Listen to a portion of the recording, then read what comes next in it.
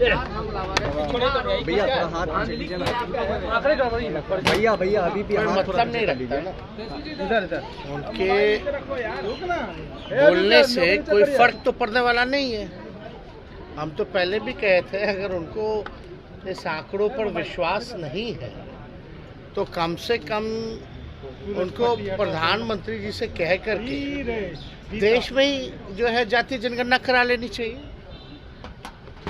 लेकिन ऐसा होने वाला तो है नहीं, क्योंकि बीजेपी के लोग जो प्रधानमंत्री हैं या भारत सरकार में बैठे हुए लोग हैं वो चाहते ही नहीं कि देश में जो है जातीय जनगणना हो। और ये जो आंकड़े हैं ये सब लोग जानते हैं कि साइंटिफिक तरीके से जो है इस काम को जो है पूरा किया गया, तो उनके बोलने ना बोलने से अब कोई फर्क पड़ने वाला है नहीं। सर अभी भी कई लोग हैं बिहार में जो चाह रहे हैं कि कब आपका गठबंधन टूटे, एक आस लगाए बैठे हैं कि अलायंस कब टूटेगा, ऐसी बातें हो रही हैं। हम लोगों को इस पर एकदम ध्यान ही नहीं रहता कौन क्या चाहता है, कौन क्या करेगा। हम लोग जो है जनता की सेवा के लिए हमारी सरकार जो है काम कर रही है। जो हम लोगों ने जो वादे किए हैं उस पर हम लोग जो है खड़े उतर रहे हैं। सारी चीज़ें आप देख लीजिए, जिस प्रकार से चाहे रोजगार के सवाल पर कोई हम तो पूछ रहे हैं उन्हीं भाजपा वाले लोगों से कि एक राज्य बता दीजिए जहां लाखों की तादाद में जहां बहालियां, कौन सा राज्य है जो निकाल रही है, एक राज्य बता दो।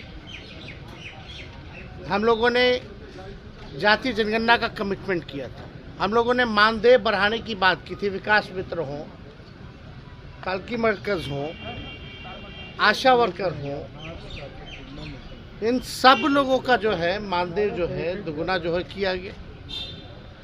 हर एक काम जो है हम लोग समय पर जो है कर रहे हैं और इससे बेचैनी तो होगी, क्योंकि अब भाजपा को भी लगता है कि जो महागठबंधन जो बिहार में है इसका कोई मुकाबला है ही नहीं, कोई मुकाबला हो ही नहीं सकता। चाहे प्रधानमंत्री या अमित शाह 365 दिन भी यहाँ रहेंगे तो भी इसका मुकाबला नहीं कर सकते। सर गिरिराज सिंह ने कहा है कि अल्पसंख्यक समाज के जो नेता हैं, बीजेपी के एमपी की जो सांसद जो पैसा लेकर सवाल पूछती है, बेकार का आरोप है और इस पे तो हमको पढ़ना नहीं चाहिए। देश की जनता जान रही है कि हो क्या रहा है। जो सवाल पूछ रहे हैं, जो सच बोल रहे हैं, उन पे कार्रवाई की जा रही है। तो एक खास है देश के, जिसके वजह से बीजेपी पार्टी जो है चलती है, तो उसके बचाव के लिए जो भी भाजपा के सांसद जिनका नाम ले रहे हैं वो क्या क्या करते हैं, नहीं करते हैं, हर एक राजनेता, हर एक पॉलिटिशियन जो है उनके बारे में जानता है। तो ये बताने की ज़रूरत नहीं है।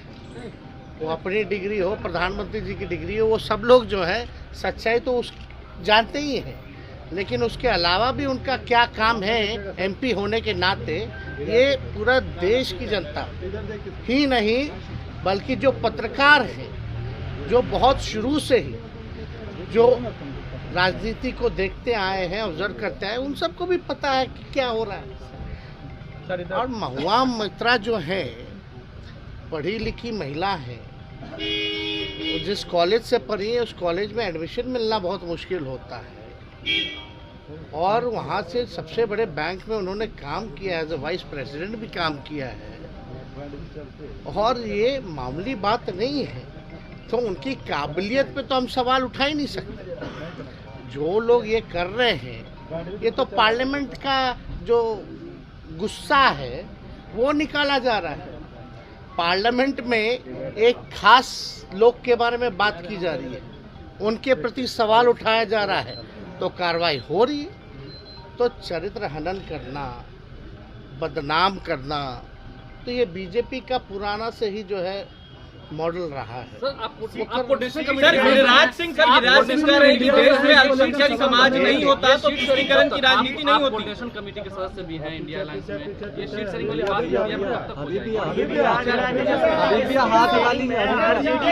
ऐसे ताकतवर या दिग्गज उम्मीदवार हैं जिनको निराशा हाथ लग सकती है। अब आप लोगों का देखिए प्रयास का बाजार भी चालू रहना चाहिए। सारी बातें पहले आ जाएंगी तो आप लोग बाकी दिन क्या नहीं न्यूज़ दिखाइए। तो एक बात समझ लीजिए, सीट शेयरिंग जो है बिहार में कहीं कोई कठिनाई नहीं है। अरे जब विधानसभा में 2015 में जब ज़्यादा सीटें थी तब बड़े आसानी से कर लिया गया। ये तो 40 सीटों की बात है, तो यहाँ कोई दिक्कत होने वाला नहीं है। दिक्कत वहाँ होने वाला है जो लोग कूद करके गए हैं या जिनको ले गया गया है, वहाँ कौन किसको क्या करेगा, पहले आप लोगों को तो उस पर जो है बातें करनी चाहिए। सर, गिरिराज सिंह ने कहा है कि अगर देश में अल्पसंख्यक समाज नहीं होता तो तुष्टीकरण की राजनीति महागठबंधन नहीं करती। देखिए, उनकी बातों का ना हम लोगों को वैल्यू नहीं देना चाहिए। उनकी बातें जो होती हैं प्रधानमंत्री जी को खुश करने की होती है।